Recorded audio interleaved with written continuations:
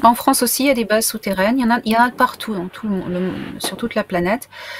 Et pas seulement des régressifs, hein, il y a aussi des bases de cette fédération galactique, des positifs. Alors, quand on voit des ovnis près des expériences nucléaires ou des sites nucléaires ou des bases hein, militaires avec des engins nucléaires, quand on voit des ovnis là, ce sont les bons.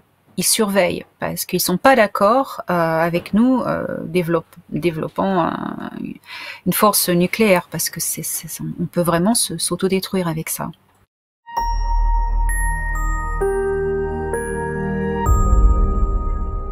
Elena Danaan, bonjour.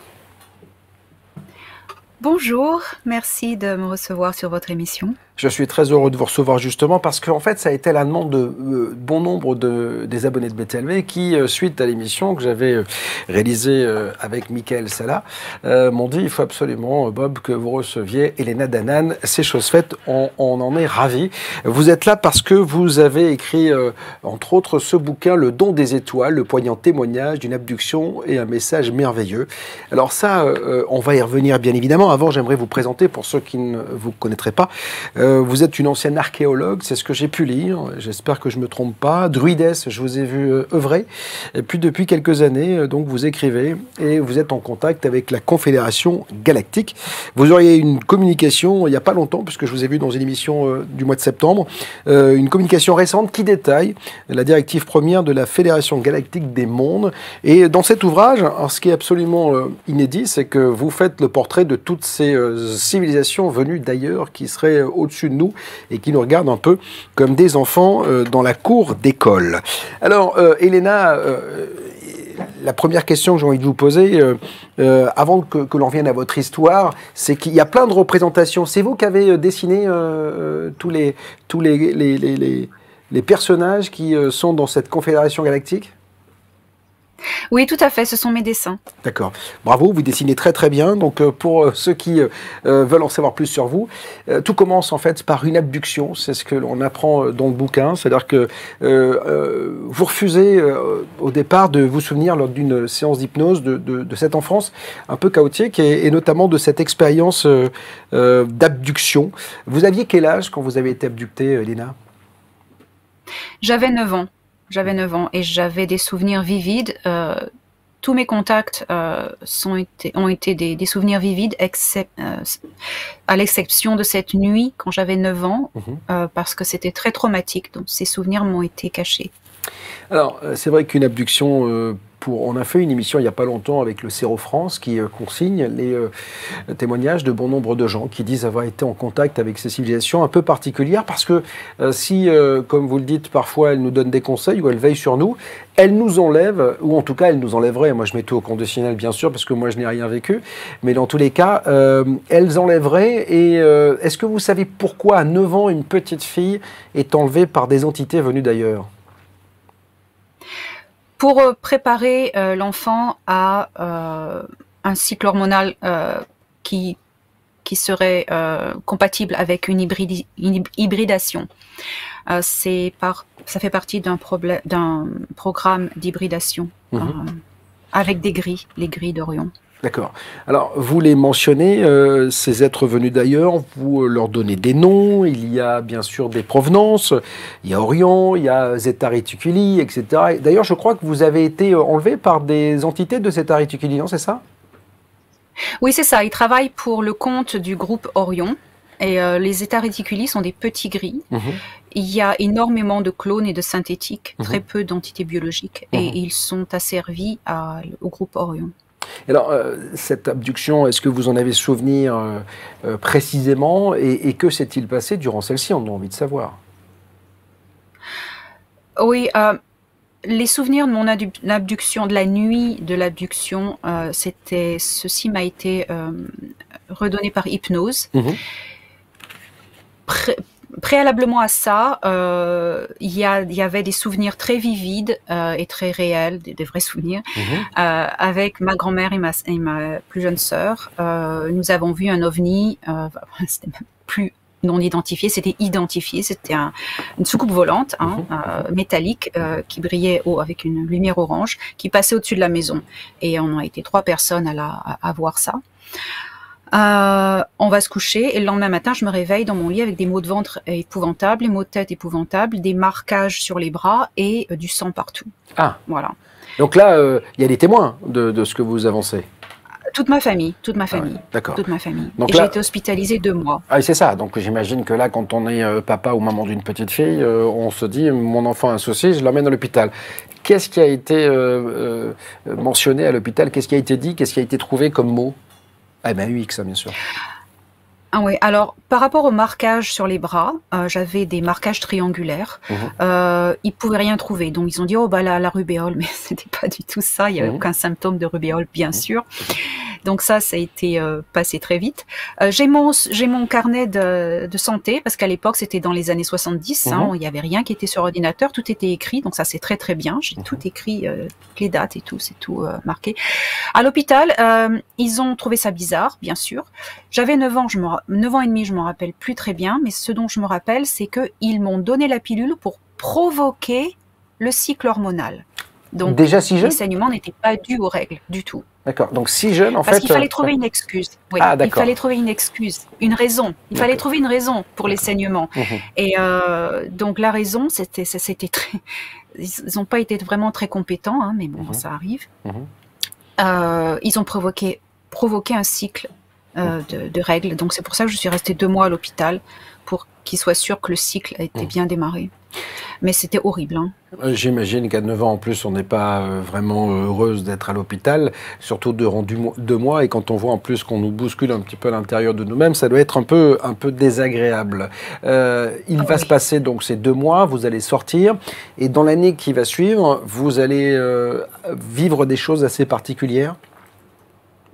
Oui, dans l'année qui va suivre, je vais être contactée par 2 personnages, 2 êtres, grands, blonds, un homme et une femme, à tour de rôle, qui vont apparaître dans ma chambre physiquement, ou alors m'enlever, et je serai à bord j'étais à bord d'un vaisseau, et puis ils vont me raconter des choses, m'ont montré des choses, tout ça, ils vont me dire qu'ils me protègent, ils veillent sur moi, et ça régulièrement toute ma vie, dans une période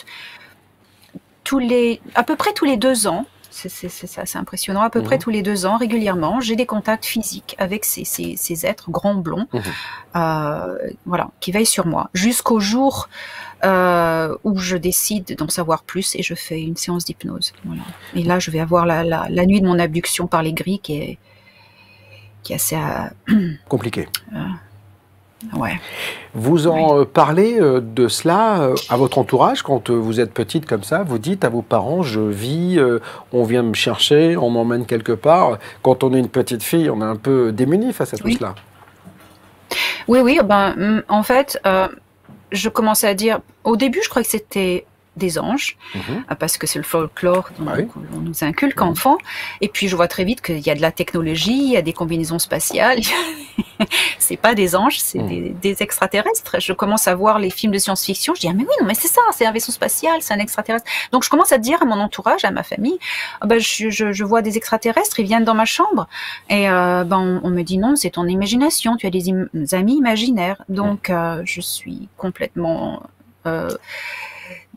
déprimée et j'arrête d'en parler. Et c'est pareil à l'école, je ne peux pas en parler. Je me suis sentie seule toute ma vie.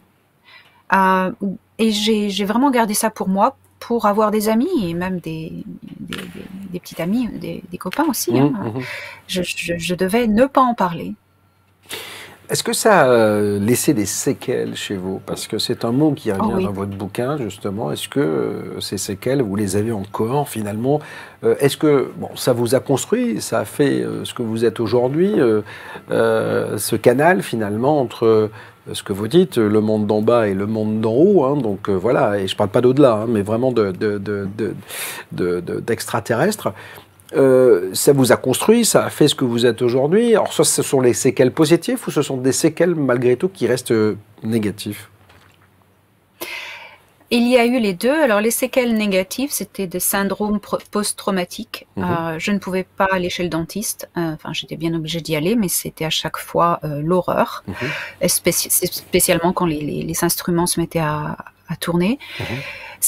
J'ai fait une thérapie là-dessus. Après ma séance d'hypnose, quand j'ai enfin su pourquoi j'avais ces syndromes post-traumatiques, j'ai fait encore d'autres séances d'hypnose pour vraiment traiter cette peur. Mhm. Ça s'est guéri. Je suis arrivée à m'en sortir.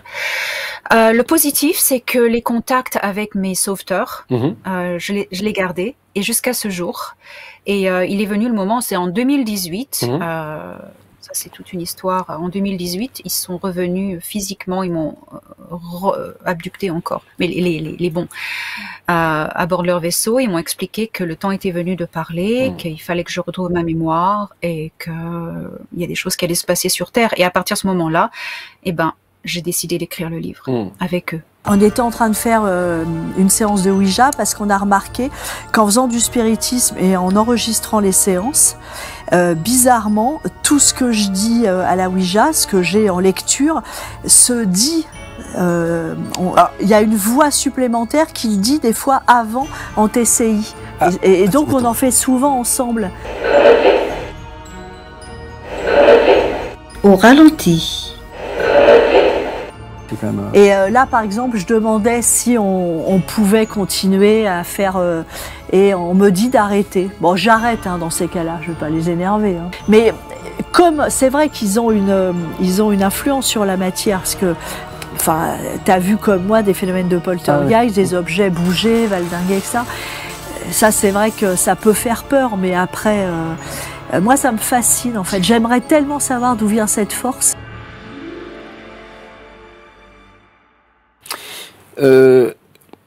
Lors de votre première abduction, ce sont les grilles, donc vous le disiez, ce sont des personnages qui n'ont pas bonne presse dans le monde de l'extraterrestre, de l'ufologie, etc. Est-ce que cette abduction par les grilles a été suivie et repérée par les bons? C'est-à-dire qu'à un moment donné, si des bons, entre guillemets, sont venus vous voir, est-ce qu'ils savaient qu'à ce moment-là, vous, petite fille, vous étiez enlevée par des entités extraterrestres qui n'étaient pas terribles?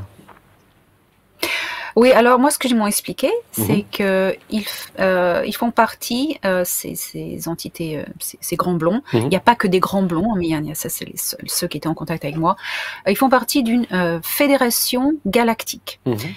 Et ils ont plusieurs équipes qui font des sauvetages, qui essaient de sauver le plus qu'ils peuvent les abductés, les sauver et les guérir et les ramener les retéléporter chez eux, quoi. Voilà, c'est ce qu'ils font. Donc ça veut dire qu'il y a quand même des conflits entre ces entités, c'est-à-dire que les grands blonds, visiblement, ne sont pas tout à fait d'accord avec et les agissements des petits gris, en fait, c'est ça? C'est ça, tout à fait. Ils sont en guerre, et les gris, c'est vraiment un collectif. Tous les gris ne sont pas malveillants, bien sûr, mais il y a un super collectif de gris, là, c'est basé dans la constellation d'Orion. Ceux-là, ils ont fait pendant des années des abductions sur Terre pour créer des hybrides. Et la Fédération Galactique est contre ça, a essayé de contrecarrer ça. Mais ça veut dire que vous êtes une hybride, vous, aujourd'hui? Non, ils n'ont pas réussi. Le programme a été avorté, interrompu. En fait, c'est ça, d'accord. Ok. Avorté, voilà. Ok. Donc, ces grilles, est-ce qu'ils vont revenir? Parce que les bons, ils vont venir vous voir, mais est-ce que ces grilles vont venir très souvent, ou est-ce qu'ils vont tenter de nouvelles approches et finalement de vous nuire complètement, peut-être? Non, en fait, ils n'ont jamais essayé de revenir. Ils n'ont jamais tenté. Peut-être qu'ils ont tenté, je n'en sais rien, mais... vous étiez protégé? Non, jamais. D'accord. Oui. D'accord. Alors, protégé par ces grands blonds, donc c'est mieux que par un petit chauve, donc c'est sûr. Donc mais dans tous les cas, voilà. Ces grands blonds, vous leur parlez comment? Parce que quand je vois par exemple la première gravure, illustration de ce beau gosse, parce que visiblement ils sont plutôt pas mal. Il y a un côté protecteur, il y a un côté grand sage. Vous les ressentez comment? Tout de suite, vous avez senti de la bienveillance chez eux? Oui, tout à fait. En fait, quand on est une petite fille et qu'on est enlevé par des grilles et des choses assez horribles, voilà. Et qu'il y a des grands blonds qui arrivent et qui vous sauvent, hein, en tant qu'enfant, bien sûr, c'est les sauveurs, c'est les super-héros, c'est super. Ils m'ont téléporté à bord de leur vaisseau, tout d'un coup il faisait chaud, enfin la température était différente, la composition de l'air était plus respirable. Je me suis détendue, bien sûr, tout de suite, et puis ils se sont occupés de moi. Tout de suite, c'est une femme qui est venue vers moi, qui s'est occupée de moi. Elle était assez maternelle, elle m'a mis les mains pour me calmer sur les épaules ici. Elle m'a lavé, elle m'a nettoyé de mon sang, elle m'a soigné, tout ça. Et je me suis sentie en confiance. D'accord. Ce sont des humanoïdes, c'est-à-dire qu'en fait, dans votre bouquin, toutes les illustrations montrent des êtres de différentes natures. Hein. C'est-à-dire qu'il y en a qui sont humanoïdes, il y en a qui sont même sexy. Hein. Moi, je vois Astora, je ferais bien une hybridation avec elle. Bon, bien qu'elle ait un peu des oreilles un peu pointues à la Spock, mais dans tous les cas, elle est quand même assez sympathique. Il y a des entités diverses et variées. C'est-à-dire que les grands blonds sont des humanoïdes, mais il n'y a pas que ça. Hein. C'est-à-dire que visiblement, il y a effectivement ces mantes religieuses, des êtres assez bizarroïdes. C'est assez marrant parce que on ne sait plus vraiment, hein, je vais être franco de port, c'est-à-dire qu'on ne sait plus où commence la réalité, où s'arrête la fiction, où s'arrête la fiction, où commence la réalité, parce que ça me rappelle V, vous voyez ce que je veux dire, ça me rappelle toutes ces séries, soit alors ce sont des réalisateurs qui sont initiés, et qui ont des informations et qui les mettent en image sur l'écran pour qu'un jour peut-être ceux qui les découvriront ne soient pas trop surpris, mais c'est très compliqué parce qu'on a la sensation effectivement quand je regarde toutes ces illustrations, qu'il y a de tout dans l'espace. Oui, il faut imaginer que la vie, enfin, je préfère visualiser plutôt qu'imaginer. Il faut visualiser que la vie dans l'univers est extrêmement diversifiée et nous ne sommes pas la seule forme de vie, la seule planète habitée. Il y a énormément de diversité de vie. Et il se trouve que la structure humaine, un torse, 2 jambes et 2 bras et une tête, est la plus répandue. En tout cas, c'est celle qui fonctionne le mieux pour pouvoir se bouger. Voilà, c'est peut-être ça aussi, pour pouvoir attraper des choses, etc. Bien que ils aient des bouches, pas de bouche, ceux qui vous parlent avec leur voix ou par télépathie? Les deux, ça dépend du contact. Quand c'est physique, ils parlent avec la bouche. J'ai rencontré certains êtres qui parlent en même temps, vocalement, et en même temps il y a la télépathie qui se passe, donc j'entends leur voix par mes oreilles et j'entends un écho dans ma tête aussi. C'est assez bizarre, faut aussi faire. J'ai aussi un implant qui agit comme un poste de radio, quoi, enfin un émetteur-récepteur. C'est-à-dire qu'on vous a implanté quelque chose, Elena Danaan? Oui. Alors, l'histoire est assez incroyable. J'ai reçu un implant comme tous les abductés, comme tous les enfants. C'est un tracker. Voilà. Alors, c'est les gris qui m'ont mis ça quand ils m'ont enlevé à l'âge de 9 ans. Un tracker comme un GPS. C'est tout à fait un GPS et ça, c'est un moniteur de la santé, tout ça. Quand j'ai été sauvée, ils ont essayé de m'enlever, les grands blonds ont essayé de m'enlever cet implant, bien sûr. Il fallait faire très très vite. Là où c'était placé dans ma tête, il y avait plus de travail qui était requis. Donc ils ont décidé qu'ils allaient le laisser et le recalibrer à leur fréquence. Donc ils l'ont grillé. Coupé la connexion avec les grilles et ils l'ont recalibré à leur fréquence. Ils l'ont laissé comme ça. Ça faisait office d'un GPS. Ils me surveillaient comme ça, les grands blonds. Et puis, à l'âge de 18 ans, j'étais au collège et ils l'ont mis en action. Ils ont mis en action la fonction radio, émetteur-récepteur. C'est comme un talkie-walkie. Ça a été extrêmement surprenant. Je suis tombée à genoux. D'entendre des voix, comme si j'avais une radio dans la tête, c'est choquant, hein, c'est très choquant. C'est peut-être pour ça qu'ils attendaient que je grandisse un peu pour être capable de vous parler et que vous puissiez accepter la discussion, en tout cas de mieux appréhender ces voix dans votre tête.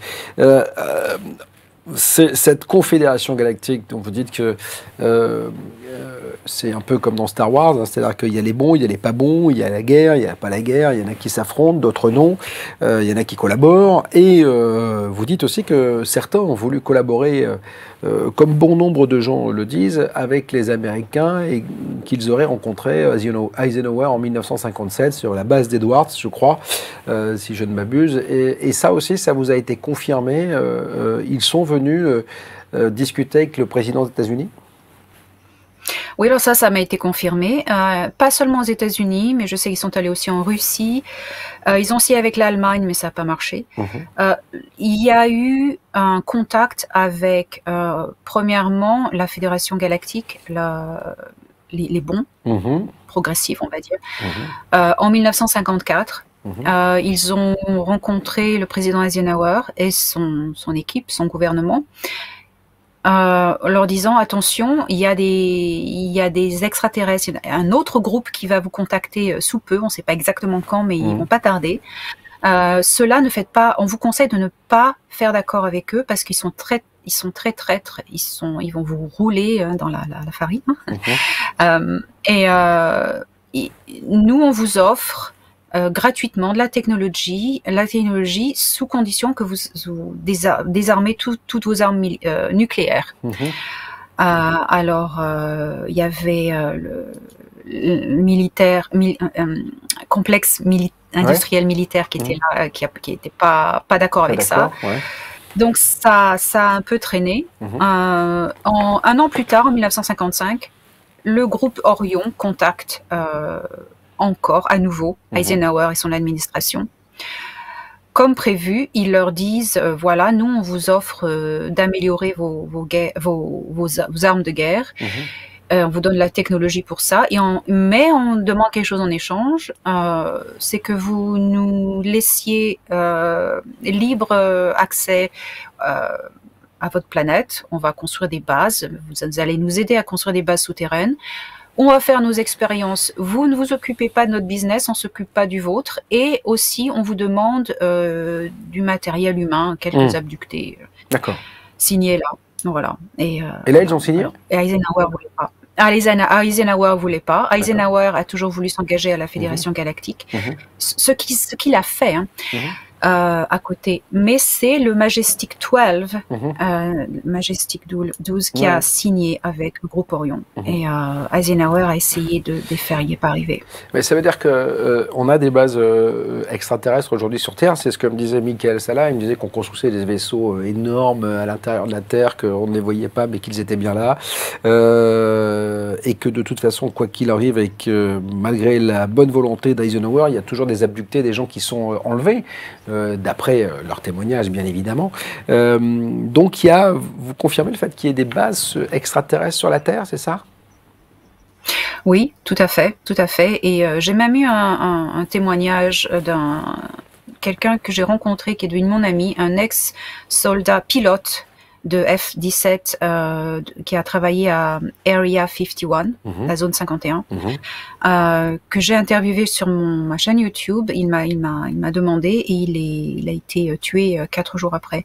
Et il a confirmé que la zone 51, il y avait des extraterrestres là-bas, des gris de 3 races et des bases souterraines où ils construisaient des vaisseaux aussi. Donc, dans ce que disait Bob Lazar, alors qu'on l'a fustigé, il avait raison, c'est-à-dire que Bob Lazar a véritablement vu du matériel extraterrestre sur la zone 51? Je ne peux pas confirmer que tout ce qu'il a dit est vrai, parce que je ne connais pas vraiment, je ne l'ai pas rencontré, mais moi je pense que ça correspond énormément avec les infos que j'ai eues. Alors, quel regard ont-ils sur nous, ces êtres venus d'ailleurs? On est sage, pas sage, dégarnement, par dégarnement, et pourquoi ils s'intéressent à nous? Alors, les régressifs pour des ressources humaines, génétiques, ressources génétiques, commerce, trafic d'esclaves, nourriture même.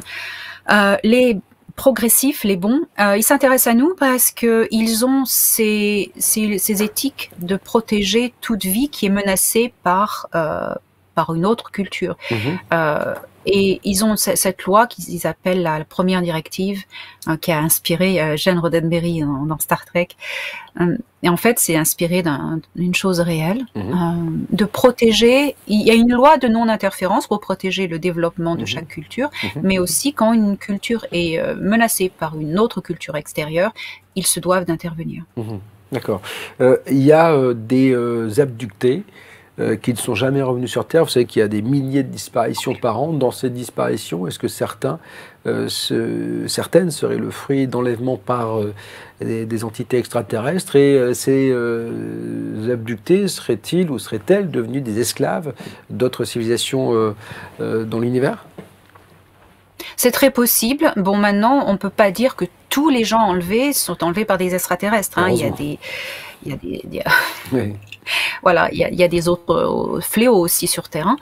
Mais tous ceux qui ont été enlevés par des extraterrestres, et je pense qu'il y en a pas mal, qui ne sont pas revenus, ceux-là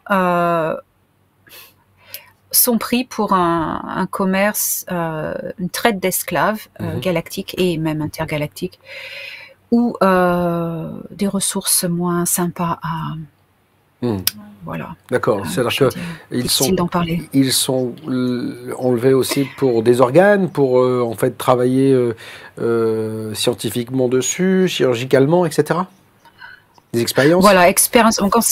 Quand c'est pas traite d'esclaves pour une force de travail ou sexuelle, c'est matériel pour expérience génétique ou alors nourriture. D'accord. Ah, carrément. Donc, c'est-à-dire qu'on peut aussi devenir de la pâtée pour extraterrestres, en fait, c'est ça? Tout à fait. Oh. Ok, alors il y a quelque chose qui m'intéresse dans votre bouquin, c'est que vous parlez également des Men in Black. Alors vous le savez, les Men in Black, ça a été le sujet de bon nombre de fantasmes, ça a été aussi l'objet d'un film qui a eu plusieurs numéros. D'ailleurs, il passe en ce moment à la télévision française, donc avec Will Smith et Tommy Lee Jones. J'avais eu à l'époque le plaisir de recevoir lors du numéro 1 Will Smith, qui s'amusait beaucoup à jouer ce rôle de chasseur d'extraterrestres. Vous dites, je cite, les soi-disant hommes en noir sont des formes de vie cybernétiques contrôlées par les Siakars, c'est ça? Oui. Alors, les Siakars sont des reptiliens, des extraterrestres reptiloïdes, humanoïdes avec un génome reptilien. Ils travaillent avec les gouvernements de l'ombre sur Terre. Ils sont là depuis pas mal de temps. Ils sont indépendants du groupe Gris Orion. Mais bon, ils sont compétiteurs, mais certaines occasions, ils s'associent pour business. Alors oui, les Men in Black, moi, ce qu'on m'a expliqué, ce sont des androïdes ou des synthétiques.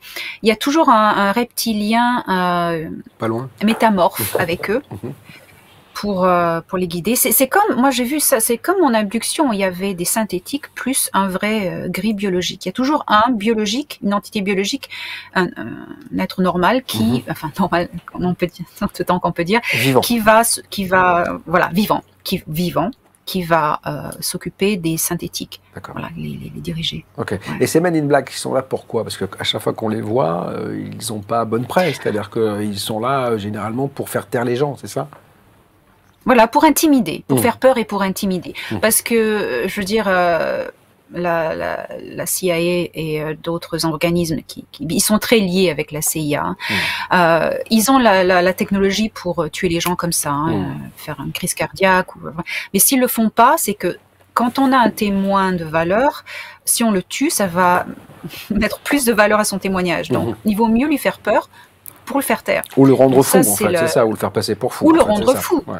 Pour le faire passer pour fou, tout à fait, absolument, pour le discréditer son témoignage. Les hommes en noir sont là pour ça. Moi, je connais 2 personnes qui les ont rencontrés physiquement. Ouais. Et alors, ça s'est passé comment? Pas très bien. Pas très bien. Enfin, bien à la fin, parce que le premier, c'était un ami. Qui a été, sa mère a été enlevée, elle était matérielle pour hybridation. Il était très petit bébé, c'est sa mère qui lui a raconté. Les hommes en noir sont venus à sa porte et il y avait un ovni qui s'était craché qui est écrasé derrière dans le champ chez eux. Et ils sont venus et ils ont négocié avec elle et elle a dit ils n'étaient pas si agressifs que ça, ils étaient même courtois. Et ils ont dit que gentiment, très gentiment, courtoisement, que si elle parlait, il prenait son enfant, son nourrisson, et elle le reverrait plus jamais. Donc elle a jamais parlé. La deuxième personne que je connais, c'est Megan Rose, qui est une contactée aussi, qui m'a confié que il y a quelques semaines de cela, le mois dernier, les Men in Black sont venus à la porte de sa maison, et c'est sa mère qui a répondu, et ils cherchaient la fille. et c'était assez effrayant. Elle n'a pas ouvert. J'imagine. À Pontefract, on est quand même dans une cité historique. Qui appartient à l'histoire d'Angleterre. Au cœur de la cité, il y a le célèbre château de Pontefract où le roi Richard II a été assassiné en 1400. Vu justement cette histoire autour de la ville, on pourrait s'attendre à que la ville héberge pas mal d'esprits errants, de fantômes, de légendes. Mais étrangement, le fantôme qui a l'air le plus effrayant sévirait en fait dans une maison mais absolument ordinaire. Donc notre histoire, elle va justement commencer en 1966.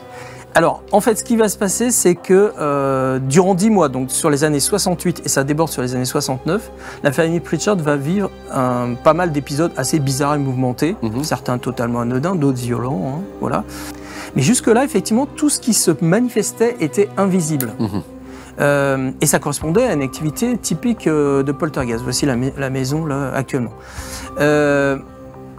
Activité typique de poltergeist, des objets lancés à la maison, des fracas, des détonations, des lumières qui clignotent, etc., etc. Mais peu de temps après la visite de Tante Maud, les choses vont changer parce que la famille va commencer à voir Fred. Et ça devient très intéressant. Une nuit, les deux parents, Jean et Joe, sont réveillés en sursaut et tous les deux aperçoivent dans la pénombre une silhouette sombre et encapuchonnée qui est dans l'embrasure de la porte. D'où ils allument la lumière. Le moine. Voilà, ils allument la lumière et là, la silhouette a disparu.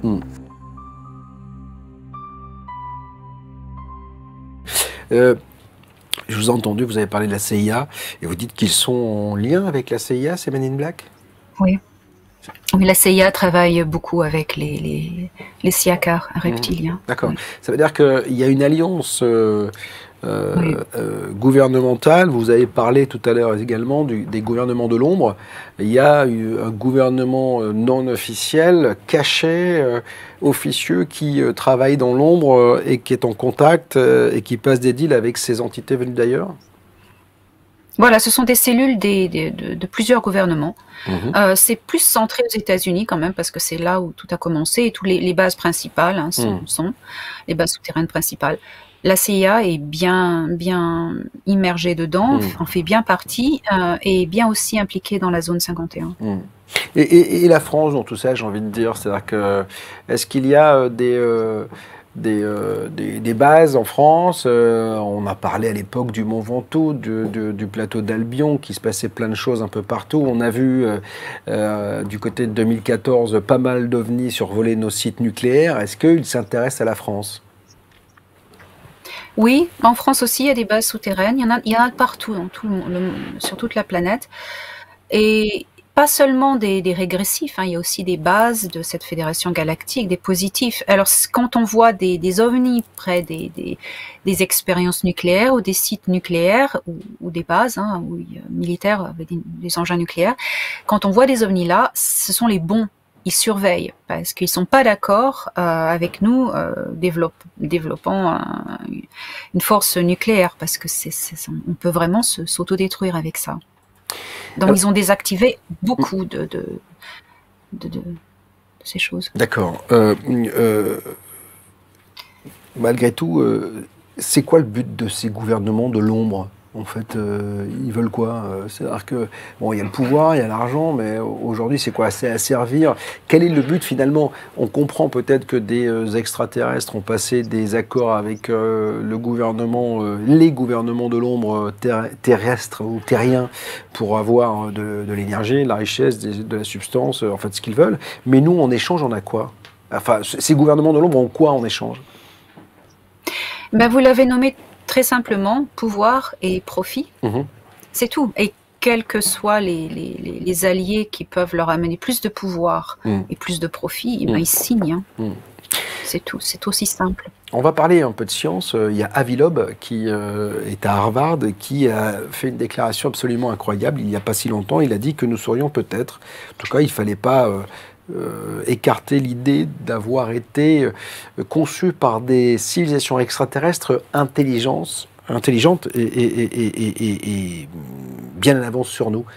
Ça me ramène aux Anunnaki, Enki, vous savez, mentionné souvent dans les ouvrages de Anton Parks. On est des êtres qui avons subi un petit coup de pouce génétique pour être ce que nous sommes aujourd'hui. Elena, est-ce que vous en avez la confirmation? J'en ai eu la confirmation, pas seulement les Anunnaki, il y a eu les Patals, il y a aussi une fédération intergalactique, c'est une super fédération intergalactique. C'est quelque chose qui réunit plusieurs galaxies en une seule intelligence, on va dire. Il y a, alors ces gens de la fédération intergalactique, super fédération, ont semé la vie humaine, le génome humain dans notre galaxie. Il y avait différentes formes de vie, mais pas les humains. Donc les humains ont été semés, la première fois dans la constellation de la Lyre, et ensuite ça a été dispatché de partout dans la galaxie, et sur Terre aussi. Ça a été la première vague de génome humain. Et ensuite, bien sûr, il y a des gens comme les Anunnaki qui sont venus, ils en ont remis une couche. Il y a eu d'autres interventions extraterrestres. Alex Collier, qui est un contacté, nous dit il y a 22 génomes extraterrestres dans le corps humain. Le génome humain. Bon, voilà, corps humain. Moi, on m'a dit 21 plus 1. Donc ça correspond, plus 1, le 1 serait le génome terrestre. Mais en fait, si on a aussi été créé par donc ça fait 22, c'est ça. Donc on est le fruit d'une hybridation qui fait ce que nous sommes aujourd'hui. On est qui pour eux aujourd'hui? On est dans l'échelle de cette confédération galactique, on est les plus jeunes? On n'est pas les plus jeunes parce qu'il y a des formes des cultures humanoïdes qui sont nos cousins, qui sont moins évolués en conscience et en technologie. Oui, petits frères et petites sœurs. Oui, petits frères et petites sœurs. C'est cousins. On a tous la même graine génétique qui a évolué en différentes variantes selon les milieux, les environnements. Souvent, on dit que ces entités veillent sur nous, qu'elles évitent la catastrophe, etc. Et pourtant, le docteur Michael Salam disait qu'il y avait eu un accord passé entre ces extraterrestres et les nazis à l'époque, et qu'ils existeraient toujours, et que ces bases seraient toujours du côté d'Antarctique, etc. Est-ce que finalement c'est quelque chose qui vous a été aussi mentionné, et que ces entités extraterrestres, j'imagine, qui ont passé des deals avec les nazis, n'étaient pas les plus sympas non plus? Non, c'était pas les plus sympas, et ils ne font pas partie de la Fédération Galactique. Non. Ça veut dire qu'il peut y avoir. Alors c'est vachement intéressant ce que vous me dites là. C'est-à-dire qu'il y a une fédération galactique, mais un peu comme pour les pays européens, tout le monde, même si on est en Europe, ne fait pas partie de l'Union européenne, en fait, c'est ça? C'est exactement ça. C'est exactement ça. Pour faire partie de la Fédération Galactique, on doit être une civilisation qui a atteint un certain stade d'évolution technologique et en conscience, et on doit être pacifique. Voilà. Il y a des conditions d'entrée. Donc les gris ne sont pas dans la Confédération Galactique? Non, du tout. Ah, du tout. Donc c'est pour ça qu'ils sont un peu énervés. Non, ils sont ennemis. Voilà, c'est pour ça qu'ils s'énervent les uns les autres. Voilà, c'est ça. Ceux qui ont signé des accords avec les nazis, c'est pas les gris d'Orion. C'est un troisième groupe. Ce sont les reptiliens, les Sicars reptiliens. Et ceux-là ont fait alliance aussi avec des humanoïdes blonds, parce que les humanoïdes blonds, il n'y a pas qu'un type. Il y en a énormément. Ceux-là venaient d'Alcyone, du système d'Alcyone dans les Pléiades, et aussi Aldébaran dans la constellation du Taureau. D'accord. Ceux-là sont régressifs. Il y a des entités que vous avez dessinées qui font peur. Negumac, là, c'est pas terrible quand même. Il y a des tentacules partout. Il y a toujours cette tête un peu, avec 2 yeux, une bouche, etc., qui nous rappelle que c'est quelque chose qui ressemble à de la vie, mais on a l'impression que c'est un gros insecte qui pourrait être d'ailleurs terrestre. Hein. Quand on regarde les insectes aujourd'hui dans la savane, on se dit que parfois, il vaudrait mieux pas qu'ils soient trop grands. Mais dans tous les cas, c'est moche, hein, c'est-à-dire qu'il y en a qui sont vraiment très très vilains quand même. Voilà, voilà. Enfin, peut-être que certainement, ils pensent que nous sommes très moches. Ce qui est fascinant, c'est toutes les différences de base de vie. Nous, on est sur une base carbone, mais j'ai appris qu'il y a aussi des bases silicone. Il y a aussi des bases sur de l'acide sulfurique. Oui. Incroyable, incroyable. C'est très varié. C'est-à-dire qu'en fait, les formes de vie peuvent prendre des aspects complètement différents en fonction du taux de carbone sur les planètes, du taux d'oxygène, etc. Oui, tout à fait. Même prenez le génome humain. Il y a beaucoup d'extraterrestres humanoïdes qui sont différents. Par exemple, il y en a qui habitent dans les Pléiades, qui ont des yeux énormes. Il y en a qui vont avoir des peaux bleues. Il y en a qui vont être plus grands, qui vont être chauves. Et tout ça, c'est parti de la même graine. Mais en fonction de l'environnement, la pression atmosphérique, etc., ça change. La conquête spatiale américaine, russe, française, avec un Thomas Pesquet qui aujourd'hui dirige quand même, Cocorico, l'ISS, elle est assez balbutiement dans cette échelle universelle, parce que quand on voit un petit peu l'avancée technologique que vous décrivez, on a la sensation que nous, on est un peu en train de faire du vélo alors qu'ils sont déjà en Ferrari. Vous dites, en revanche, aussi qu'il y a des planètes qui ont été habitées. On sait que notre espoir, notre envie, c'est d'aller sur Mars. Et vous dites, Mars, que nous appelons Tyr, abritait dans le passé une diversité de formes de vie et fut un avant-poste d'observation pour les espèces voulant garder un œil sur Terra et stocker leur contingent. Est-ce que les terriens, est-ce que vous retrouvez des vestiges de tout cela? Ou est-ce que c'est caché? Alors oui, il y a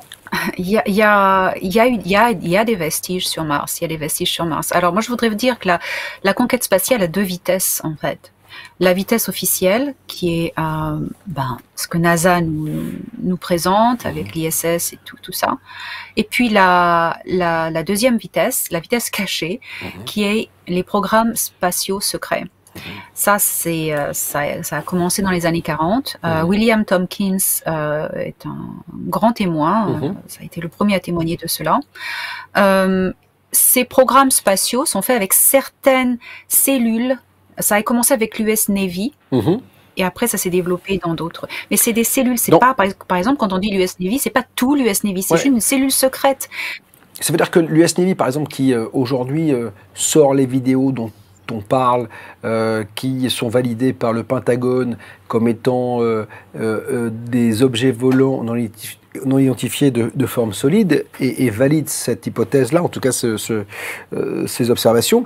Cette US Navy ment, c'est-à-dire qu'il y a une US Navy, soit l'US Navy officielle n'est pas au courant de l'US Navy officieuse, ou alors elle sait et elle se tait. Il y a ça. Alors, la divulgation suit un programme très spécifique pour ne pas choquer les masses, parce que ça serait vraiment trop abrupt et très très perturbant. Mais il n'y a pas que ça, il n'y a pas que la condition psychologique, il y a une condition économique aussi. Il suffit juste de penser à dans quel état est le monde économiquement et politiquement. On n'a pas besoin. En plus de ça, maintenant, il faut attendre un peu que tout ça se calme un peu. L'US Navy, par exemple, ça c'est un bon exemple, c'est très fragmenté, très compartimenté, et ça, on a vraiment insisté à me dire, même le Pentagone, les gens ne savent absolument pas sur quoi travaille l'équipe à l'autre bout du bâtiment. Il n'y a aucune idée, c'est extrêmement fragmenté. Ils sont très forts avec ça, les Américains, très très forts avec ça. Vous diriez que Trump était au courant de tout cela, que Biden a été mis au courant, que Obama était au courant? On a la sensation que eux-mêmes, quand ils essaient d'avoir des informations, on leur dit c'est une fin de non-recevoir. Ah oui, alors ça c'est très intéressant.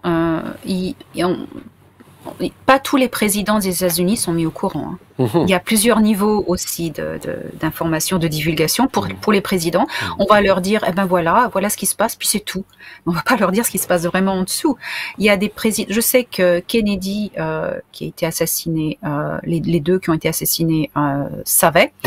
Ronald Reagan a été mis au courant de tout, et Trump a été mis au courant de tout. Les autres, non.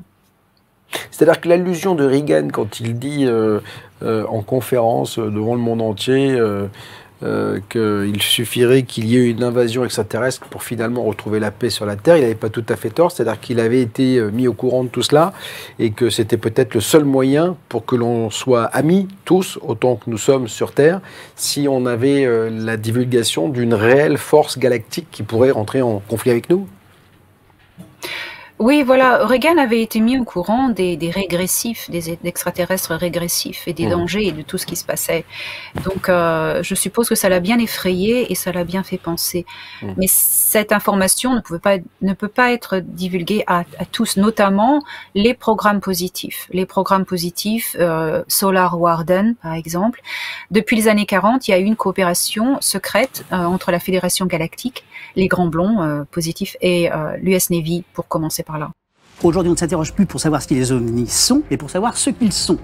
C'est-à-dire que, pourquoi je dis les ovnis existent? Les ovnis existent quand on constate la mondialisation du phénomène. Ce n'est pas un pays qui est touché, survolé, comme les États-Unis, par exemple, ou l'Europe, par les ovnis. On constate des formations lumineuses inexpliquées un peu partout, sous toutes les latitudes et toutes les longitudes. Donc la mondialisation plaide en faveur de l'existence des ovnis. Donc il y a une réalité physique indéniable. Il y a aussi une réalité matérielle. Les performances des ovnis sont bien au-delà de tout ce qu'on peut imaginer depuis que l'homme existe, de tout ce que l'homme a pu fabriquer. Par exemple, la plupart des ovnis sont de forme circulaire, discoïdale, se déplacent à des vitesses fulgurantes, de l'ordre de 5000 ou 6000 km/h, 5 ou 6 Mach. Oh my gosh! They're all going against the wind. The wind's 120 knots from the west. Oh, thing, dude! Font des virages à angle droit, jonglent avec nos avions militaires, S'amuse même avec. S'amusent avec les avions militaires, deviennent invisibles, changent de couleur. Donc il y a un incontestable comportement intelligent. Donc ils sont pilotés. Donc il y a une réalité physique. Et le dernier stade, c'est la réalité inconnue, artificielle, mais qui échappe à nos connaissances actuelles. Donc comment expliquer l'inconnu? Il y a deux explications possibles. L'hypothèse extraterrestre, très vraisemblable, et l'hypothèse que j'avance, c'est que l'OVNI pourrait surgir d'une autre dimension, ou plutôt de notre propre futur. C'est quoi Solar Warden? Donc ça, c'était gardé secret. C'est quoi? Solar Warden, c'est une flotte secrète terrienne, ça nous appartient, qui a été construite avec l'aide d'ingénierie, je suis habituée à parler anglais, je suis désolée, extraterrestre. Une ingénierie extraterrestre.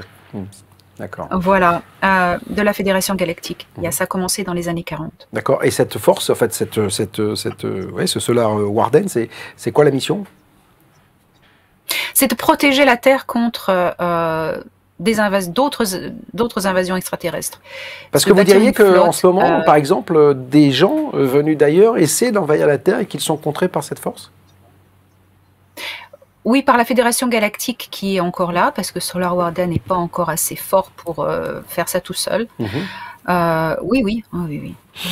Est-ce qu'on va avoir une divulgation? Est-ce qu'on va avoir dans les 10, 20, 30, 40 ans qui viennent? On voit que la NASA change son fusil d'épaule, on voit son nouveau patron qui dit qu'il faut envisager la vie extraterrestre, qu'il faut la rechercher, qu'il faut faire face au mystère, comme je le dis si bien ici dans cette émission, et essayer de découvrir la vérité. Est-ce que vous avez la sensation que dans les années qui viennent, on va avoir une divulgation d'une vie extraterrestre, mais là ça va plus loin, c'est ce que je disais en préambule, il y a ceux qui croient, ceux qui envisagent mais qui veulent des preuves, et puis vous qui dites que vous êtes en contact avec ces civilisations venues d'ailleurs.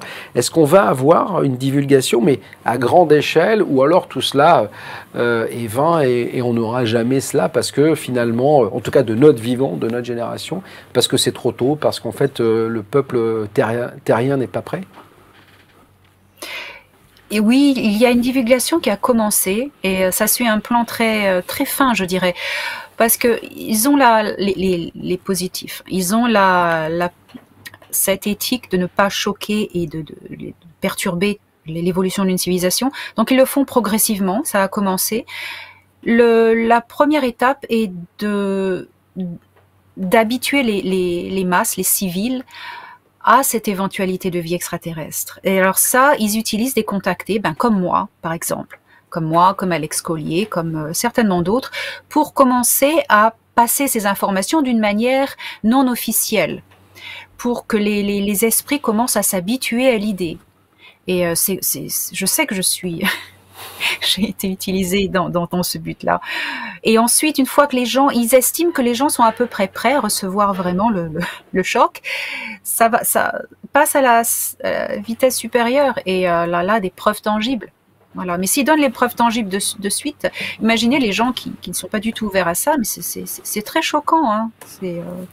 Moi, je veux dire, j'ai vu des extraterrestres qui ils sont pas humains. Je veux dire, il y a des gens, si on les voyait, si vous les rencontriez, c'est très perturbant.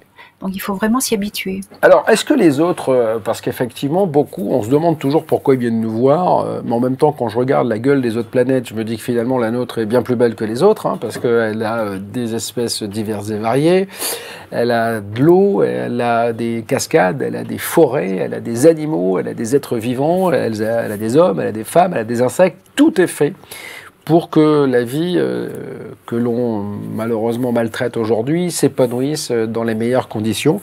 On a la sensation qu'on est quand même un petit îlot, un oasis dans cet univers qui est un peu compliqué.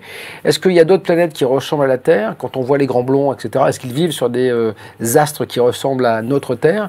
Et surtout, sont-ils dotés d'émotions? Parce qu'on dit souvent que les plus difficiles et les plus durs n'ont pas d'émotions, ils sont froids, et voilà. Et puis il y a, j'imagine, la dame qui est venue vous voir et qui vous a prise sous son épaule quand vous étiez enfant, est dotée d'émotions. Ce sont des émotions qui sont identiques à celles que nous avons, ou c'est encore autre chose?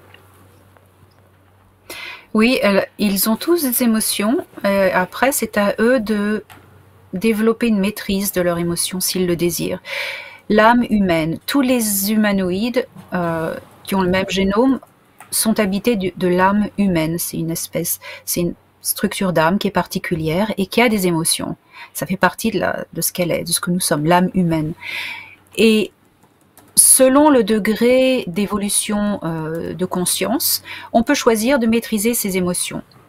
Alors, les gris ne sont pas, par exemple, ne sont pas âme humaine. Donc, certains d'eux pratiquement zéro émotion. Alors là, on va parler des humains. Par exemple, il y a une race avec laquelle j'interagis.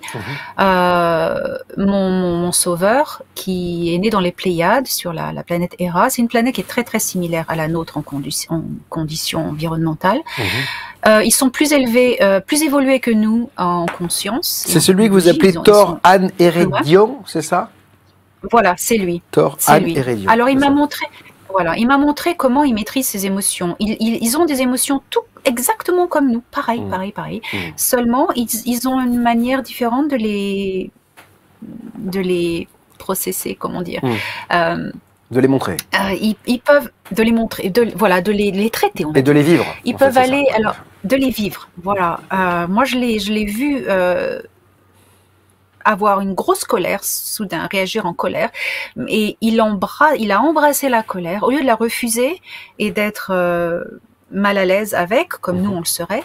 Il l'a embrassé, il l'a fait exploser et ça a duré peut-être une minute, et après il l'a laissé aller. Ils ont un moyen, et c'était fini. Ils ont un moyen de traiter l'émotion, de pas la retenir. C'est incroyable.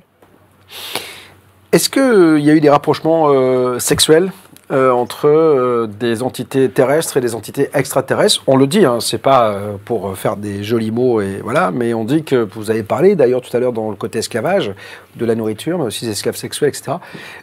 Est-ce qu'il y a eu des rapprochements? On se souvient, j'ai fait bon nombre d'émissions avec Anton Parks ici, et il y a des représentations d'ailleurs dans la culture sumérienne de prise, mais vraiment sexuelle, de la part de ces entités sur des femmes à l'époque. Donc est-ce qu'il y a des rapprochements, soit consentis, soit forcés, avec certaines entités extraterrestres?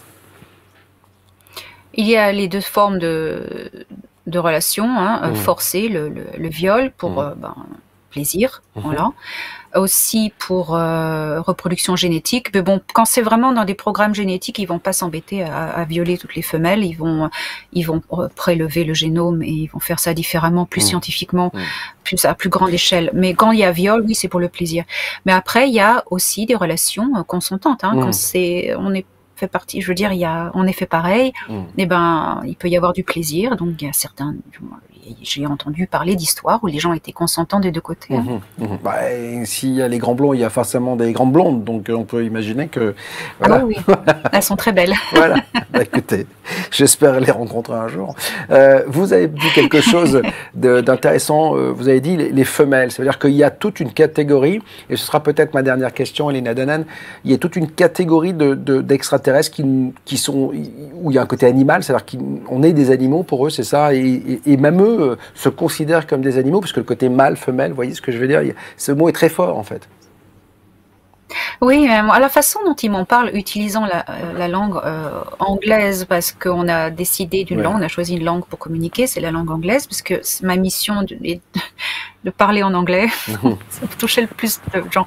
Bon, ils emploient les termes mâle et femelle, pas homme et femme, et ça pour toutes les races. Et c'est pour en même temps, c'est vrai que chez les Anglais, female, male, c'est pas ça n'a pas la même connotation totalement que dans la langue française, mais effectivement, c'est ça.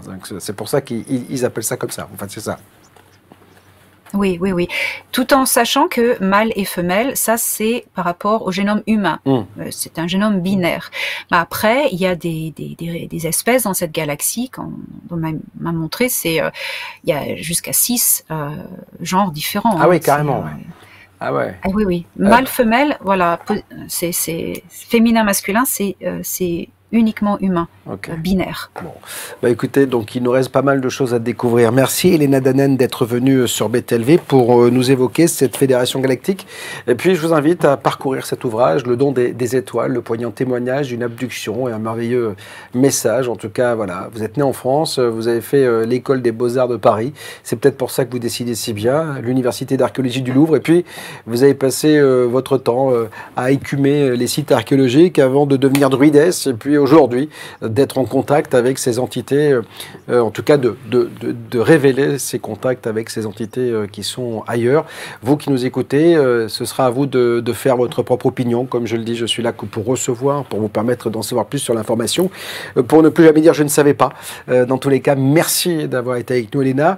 Je crois que vous êtes en Écosse, pas de chance avec la pluie, vous allez en avoir tout l'hiver. Voilà, nous, je ne sais pas ce que ça donnera, mais dans tous les cas, on est ravis de vous avoir découvert sur BTLV. À bientôt.